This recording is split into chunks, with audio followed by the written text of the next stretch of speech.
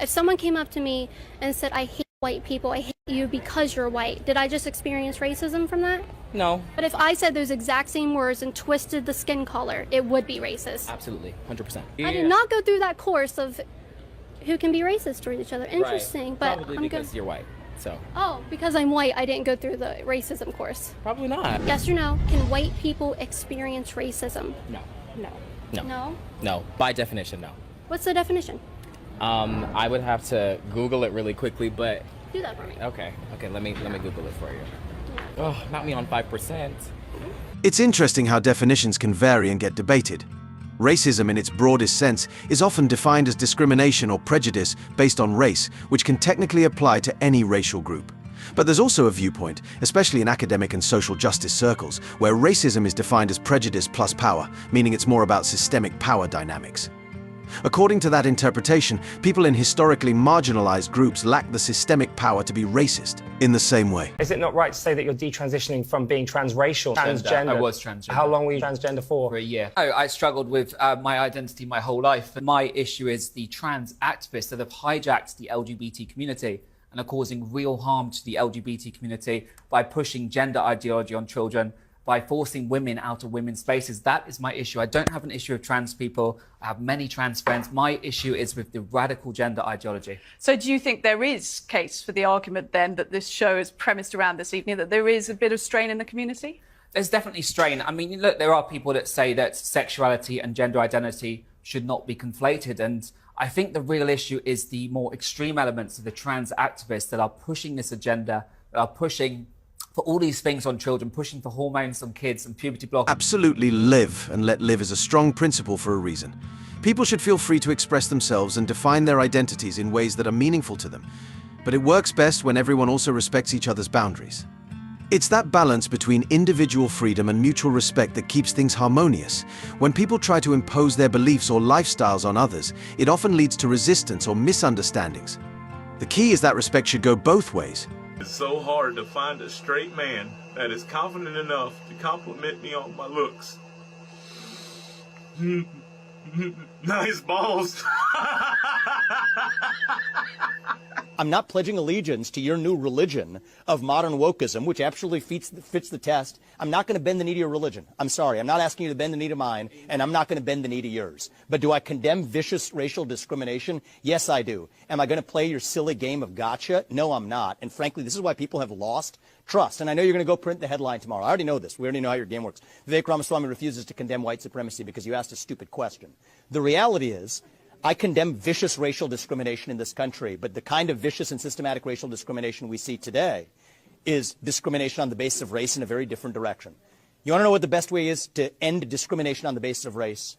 Stop discriminating on the basis of race. Do that, and we're going to move this country forward. And I don't care whether you're black or white or brown or anything in between. That's how we're going to unite this country. You people have been responsible for dividing this country to a breaking point, creating a projection of national division. I meet people from the south side of Chicago to meetings like this one of every shade of melanin, multiple, from man to woman, doesn't make a difference, who are hungry for reviving unity in this country. And you, with your catechism that you try to get to politicians to whatever fake headline you're going to print on the basis of this conversation tomorrow, that's what's dividing this country to a breaking point. Shame on you. Look people in the eye and tell them what you've actually failed to tell them for the last 5 years. Own the accountability for your own failures as the media. That's how we rebuild trust in this country. And until then, I don't have a lot of patience to play the games. Yes, that's spot on. Division can be a powerful tool for attention and profit, and many media outlets have mastered the art of capitalizing on it. By highlighting polarizing topics and amplifying conflict, they keep people engaged, often pitting groups against each other. Unity doesn't generate the same level of drama or urgency, so it's not as profitable in a media landscape that thrives on sensationalism. It's why it's essential to consume news thoughtfully, to seek diverse perspectives, and to stay aware of the ways narratives can be framed to benefit those in control of the message. You are a pig, okay? And if I were any of these girls, I would kick you up butt to the curb since the first day. But you're not, though. Excuse me? Right, but you're not, though. I wouldn't want to be, okay? I wouldn't want to be, because you are not all that. You are not all that. I don't know how these girls can give you the time of day. A few moments later. Everybody's having so many problems. I mean, me and my best friend here both date this young lady right here, and we're open and honest, and we have no problems about it.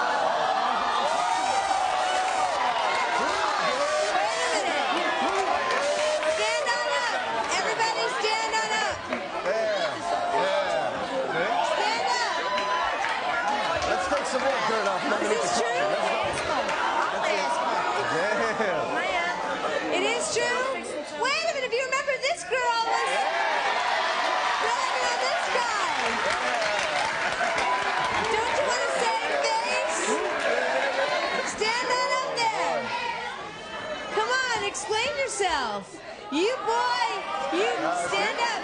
Come on. Wait a minute. Ma'am, you have to be honest. You were dogging Lorenzo big time. What do you have to say for yourself? You're dating both these guys? No. Oh, yeah. You lying and you know you lying. Absolutely, self-awareness and accountability are huge. People who constantly operate on feelings alone, without self-reflection, often miss out on real growth. It can be tough to look in the mirror and admit you might need to change, but that's usually where real progress begins. When someone's open to improving and making adjustments, they're not just reacting to every emotion, but actively shaping their life and mindset for the better. It's like building resilience and strength, and in the long run, it leads to a more grounded, fulfilled life. It's really hard being triggered all the time, and I'm not kidding, it's all the time for me at this point. I get dressed in the morning, I'm triggered. I take a shower, I'm triggered. I get in the car, I'm triggered. I go for a walk, I'm triggered. I leave my house, I'm triggered. I sit in my room all day, I'm triggered. I look at my thin, beautiful sisters and I'm triggered, and I just can't get away from it. Stop it. Get some help. That's a point a lot of people feel strongly about, especially when it comes to discussions around selective equality. There's definitely a perception that some people only push for equality in areas that provide an advantage or fit a certain narrative, rather than striving for a balanced approach across the board. True equality means taking on the same responsibilities as well as the same rights, and that can get complicated when it feels like the commitment is only half-hearted. Real progress requires consistency, even when it's inconvenient or challenging. This was the biggest beast to live in North America since the dinosaurs. It might look like a pig, but it's more vicious than a grizzly bear. One thing is for sure, this beast was so frightening. Some call it the pig from hell. A few moments later.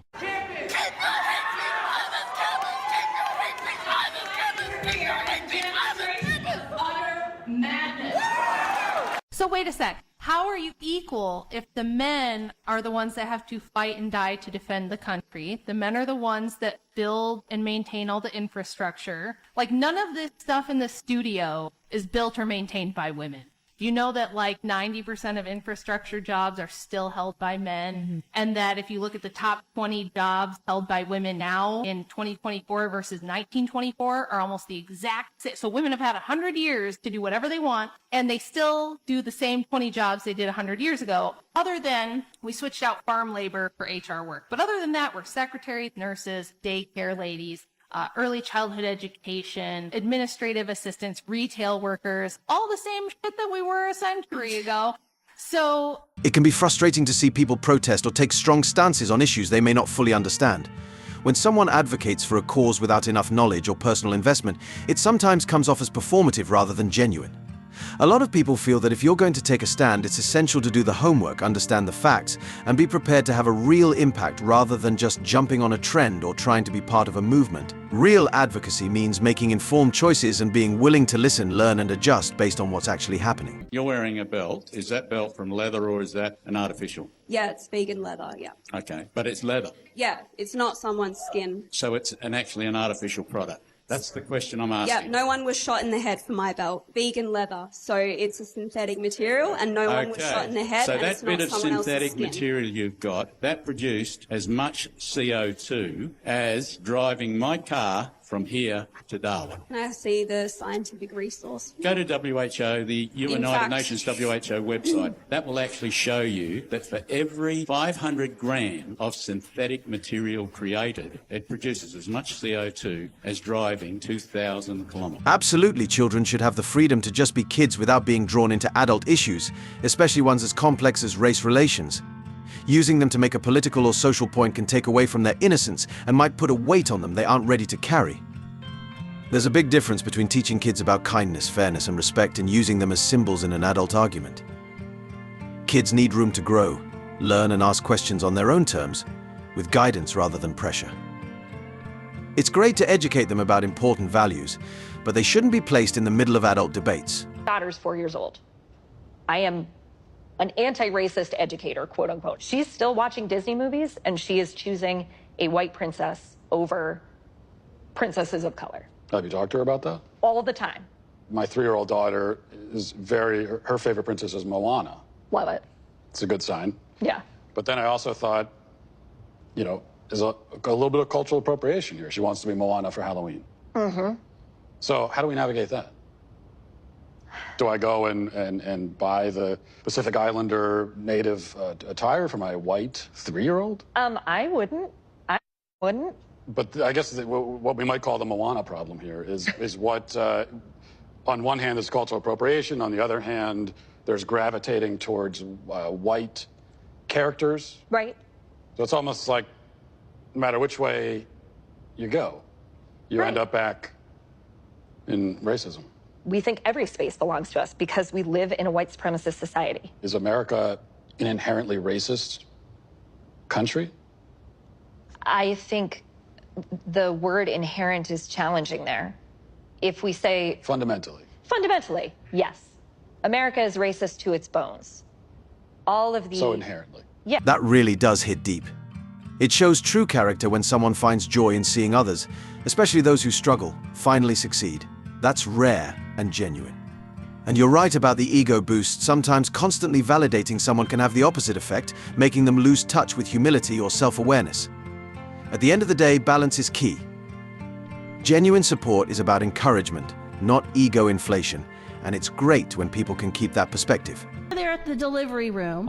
Are you saying that that child can be killed because we don't know what that child's conscious In Destiny's level is? hypothetical world, if we've drawn the line at would you do 20 anything weeks, else? if the child is born at 21 weeks, we probably say, okay, well, now that it's So born, now it's you've gotta be changed your treated. position in this debate. You went from 20 to 24 weeks, and now you're down to 20. Do you understand the difference between a policy position versus like an epistemic statement or like a moral statement? Yes, on I'm what not. might be? I'm not a moron. Thank you. Okay. I well, love how then you I word don't. these Well, questions. I Like, don't know do why you understand there's a difference between the color blue and the color purple? Okay. I'm not really sure. Yeah. I don't know. I've never talked to a misogynistic man like this before. Okay.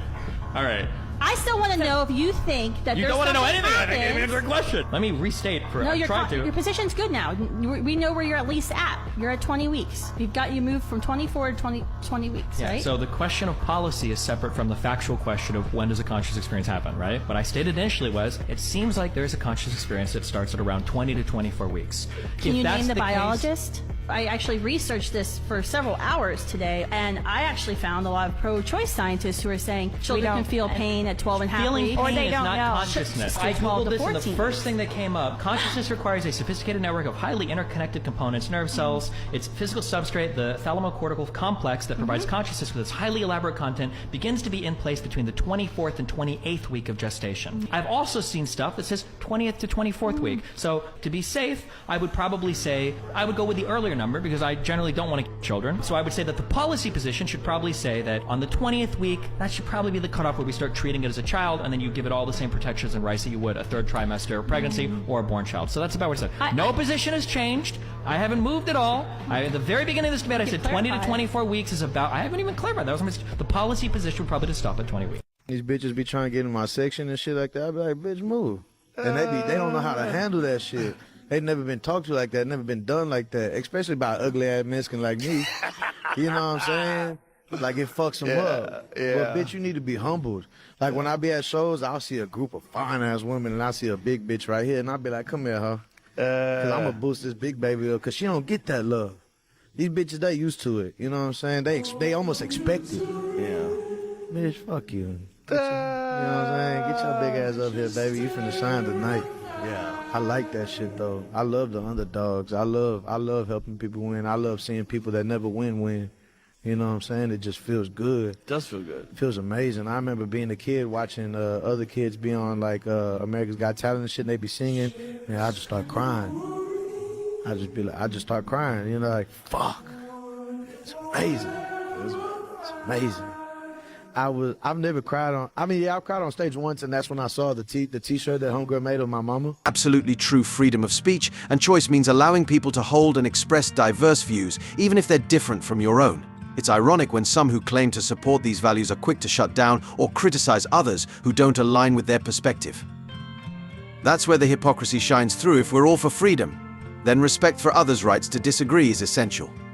Holding different opinions shouldn't lead to targeting or silencing someone, but rather to open dialogue and mutual understanding. Yeah, I'm Angela. No, I don't shake hands with women for religious reasons. Yeah, for religious reasons. In that case, I don't think I can speak to you anymore. Why? Is that what? Because I think that's really offensive. No, men. Okay, that's okay. No, you have a belief set and but hold on. This is good. This is good. It shows you that they're incapable of having a conversation with someone who doesn't believe in certain values. So they wouldn't be shaking hands with a tribal leader in Africa. They'd walk away from them. Because you're not allowed to shake hands with tribal leaders in Africa.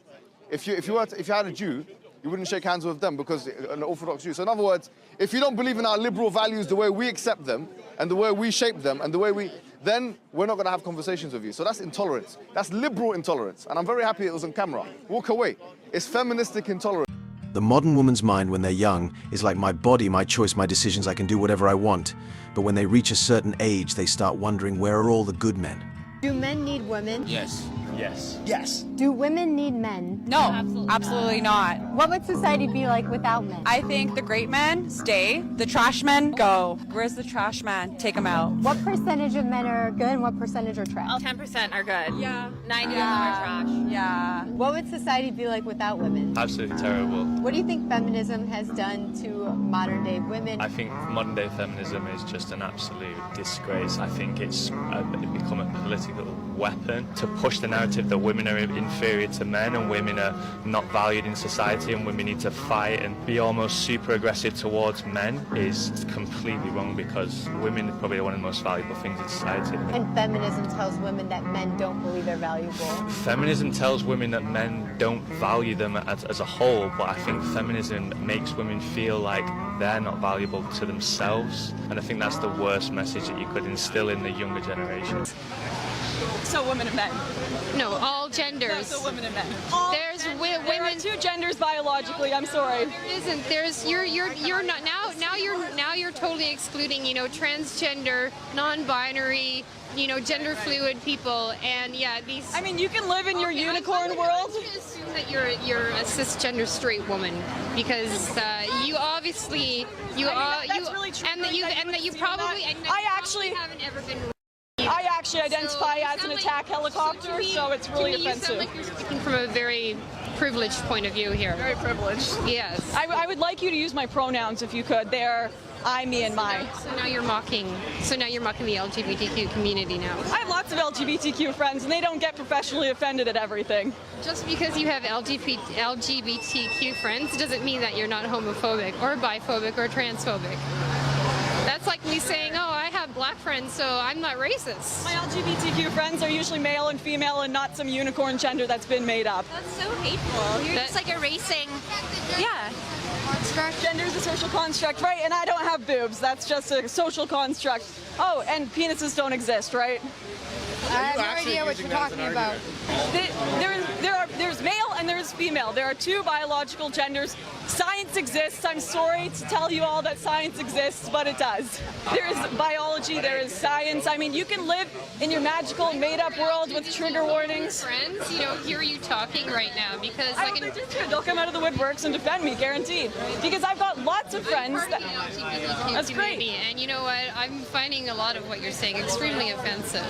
That's great. And I'm sure that I know a lot of people. Loud. And I mean, science probably disagrees with you. Validate those people's experiences, like transgender people. That's so important to their lives and their identity and their happiness and their well-being and their health. How can you deny the existence of these people's identities and their need to have that well-being? They can do whatever they want. That doesn't mean science or myself have to agree with you believing you are a gender, you believing you're a demigirl or some non-existent gender that's been made up. It's non-existent. It's incredibly important to them. You know what else is important? Science, facts, and biology. Those are also very important to the advancement of the human race, to treating people's diseases, to reproduction. Has there ever been a guy you wanted that you weren't able to get? No. So why do women complain about men when women are the ones choosing to be men? That's a good point. That is a good point. I've dated a lot of men. I've talked to men. Haven't dated them. I have. Ladies and gentlemen, this is how they fight against you. If you disagree with their ideologies, they supposedly say that they believe in free speech and everyone is entitled to their opinion. But when you say something like this, that there's only two genders, male and female, all of a sudden now you're a bigot, you're a tyrant, you're a hateful person, all of the above.